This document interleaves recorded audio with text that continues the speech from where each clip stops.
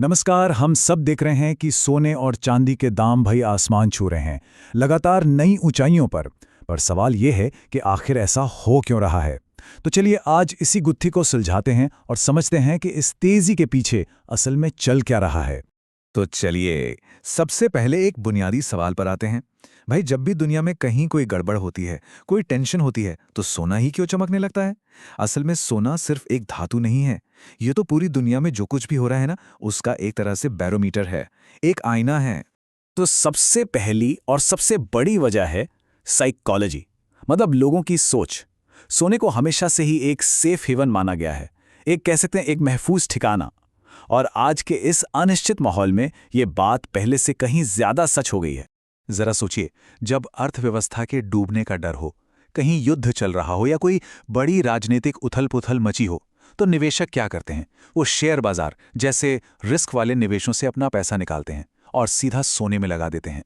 अब सवाल है क्यों? भाई सीधी सी बात है, सदियों का भरोसा है, सोने ने हमेशा अपनी वैल्यू बनाए रखी है।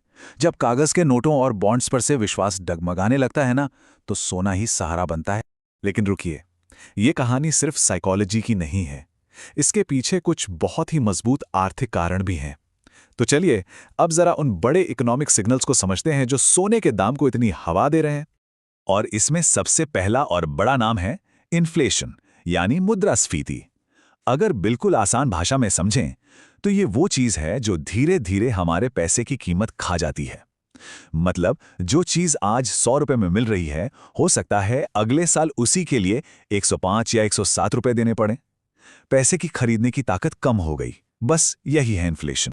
अच्छा, अब यहां पर खेल मजेदार हो जाता है। मान लीजिए कि बैंक में रखे पैसे पर 5% का ब्याज मिल रहा है। सुनने में तो अच्छा लग रहा है ना? लेकिन जरा रुकिए, अगर महंगाई की दर मतलब चीजों के दाम बढ़ने की रफ्तार 7% है तो अब क्या होगा?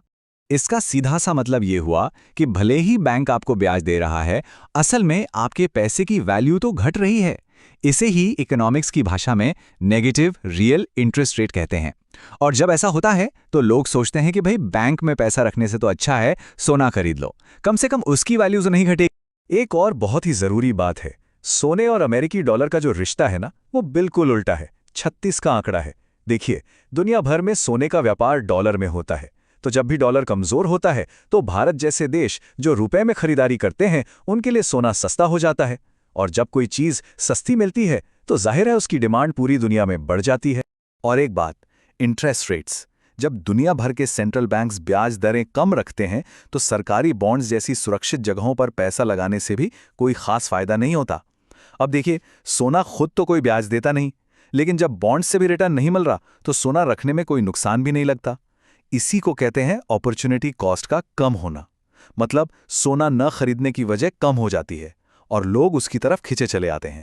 चलिए अब आते हैं इकोनॉमिक्स के सबसे बेसिक लेकिन सबसे पावरफुल नियम पर, डिमांड और सप्लाई, यानी मांग और आपूर्ति का खेल। सवाल ये है कि आखिर इन कीमती धातुओं को खरीद कौन रहा है और बाजार में ये हैं कितने? तो खरीदने वालों में एक बहुत बड़ा प्लेयर आजकल सामने आ रहा है, दुनिया भर के सेंट्रल बैंक्स। खासतौर पर चीन, भारत, रूस, ये सब देश जमकर सोना खरीद रहे हैं। क्यों? क्योंकि ये सभी देश अमेरिकी डॉलर पर अपनी निर्भरता कम करना चाहते हैं। वो अपने खजाने में डॉलर के अलावा सोना भी रखना चाहते हैं। और जब इतने बड़े बड़े खरीदार मैदान में उतर जाएं, तो डिमांड तो जबरदस्त बढ़ेगी ही। तो ये तो हुई डिमांड की बात, जो लगातार बढ़ रही है। लेकिन सप्लाई का क्या हाल है? सच्चाई ये है कि जमीन से सोना निकालना अब आसान नहीं रहा। नई खदानें मिल नहीं रही और जो हैं भी, वहां से सोना निकालने का खर्च बढ़ता ही जा रहा है। मतलब साफ है, सप्लाई बहुत लिमिटेड है। तो आप तस्वीर देखिए, एक तरफ लिमिटेड सप्लाई और दूसरी तरफ इन्वेस्टर्स और नई नई टेक्नोलॉजी से आती हुई बेहिसाब डिमांड। ये जो असंतुलन है ना, ये कीमतों को सिर्फ एक ही तरफ धक्का देता है और वो है ऊपर। अच्छा, सोने की कहानी तो हमने समझ ली, पर अब जरा चांदी की बात करते हैं, क्योंकि इसकी कहानी तो और भी दिलचस्प है। चांदी का कह सकते हैं एक डबल रोल है। एक तरफ तो ये सोने की तरह ही एक कीमती धातु है, लोग इसमें निवेश करते हैं, गहने बनवाते हैं, और दूसरी तरफ ये आज की टेक्नोलॉजी के लिए एक बेहद जरूरी इंडस्ट्रियल मेटल भी है। जरा सोचिए, चांदी कहां कहां काम आ रही है। सोलर पैनल्स में, इलेक्ट्रिक गाड़ियों में, हमारे स्मार्टफोन्स और 5G टेक्नोलॉजी में, यहाँ तक कि मेडिकल की दुनिया में भी। और जैसे जैसे हम सब ग्रीन एनर्जी और क्लीन टेक्नोलॉजी की तरफ बढ़ रहे हैं, चांदी की ये इंडस्ट्रियल डिमांड रॉकेट की तरह ऊपर जा रही है। ये एक बहुत बड़ा फैक्टर है। तो ये तो हो गई पूरी दुनिया की बात, ग्लोबल फैक्टर्स। लेकिन चलिए अब अपने देश भारत पर आते हैं, क्योंकि यहाँ के अपने कुछ खास कारण भी हैं जो सोने चांदी की कीमतों को प्रभावित करते हैं। सबसे पहला फैक्टर है हमारे रुपए की कीमत। जब भी डॉलर के मुकाबले रुपया कमजोर होता है तो बाहर से सोना मंगाना महंगा हो जाता है, और इसका सीधा असर हमारी लोकल कीमतों पर पड़ता है। दूसरा, सरकारी टैक्स। सोने के इंपोर्ट पर जो ड्यूटी लगती है, जो अभी करीब 15% है, वो सीधे सीधे दाम में जुड़ जाती है। और तीसरा, जो शायद सबसे बड़ा कारण है, वो है हमारा कल्चर। शादियों से लेकर त्योहारों तक सोना हमारे समाज का एक अभिन्न हिस्सा है। इसकी मांग तो यहाँ हमेशा ही रहती है। तो कुल मिलाकर हमने ये समझा कि सोने का भाव सिर्फ एक नंबर नहीं है। ये दुनिया के भरोसे का, अर्थव्यवस्था के स्वास्थ्य का और जियोपॉलिटिकल टेंशन्स का एक जीता जागता इंडिकेटर है। ये हमें बताता है कि दुनिया किस दिशा में जा रही है। तो आज का बड़ा सवाल यही है, सोने की ये बढ़ती हुई कीमतें हमें आने वाले कल के बारे में आखिर क्या संकेत दे रही हैं?